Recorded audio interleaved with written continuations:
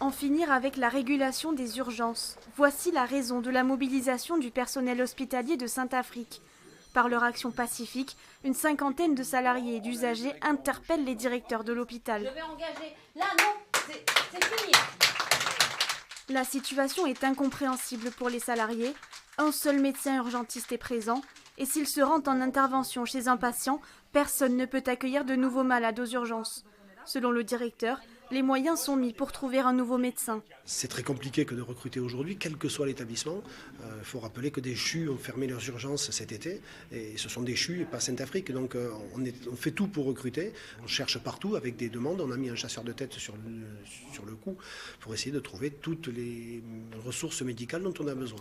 Après l'entrevue, une fermeture fictive des bureaux a été organisée, une action symbolique et le personnel s'interroge sur les réels problèmes de l'hôpital. Qu'est-ce qui est faisable ?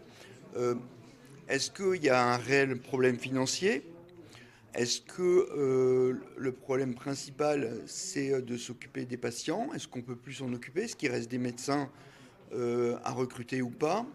Est-ce qu'ils sont captés par des hôpitaux qui sont plus offrants, plus accueillants que le nôtre ? Pour le porte-parole du collectif Le Manifeste, la fin de la régulation ne changera rien au manque de médecins. Ils n'ont pas de différence d'effectifs de médecins entre aujourd'hui et le 22. Donc pourquoi attendre s'ils peuvent la mettre en place maintenant ? D'autant qu'on leur a réexpliqué que c'était un élément dissuasif de recrutement. Le problème, c'est qu'on n'est pas convaincu qu'ils cherchent vraiment à recruter. Et donc ça, il faut qu'ils le démontrent. Les urgences du centre hospitalier de Saint-Affrique devraient rouvrir totalement le 22 novembre prochain.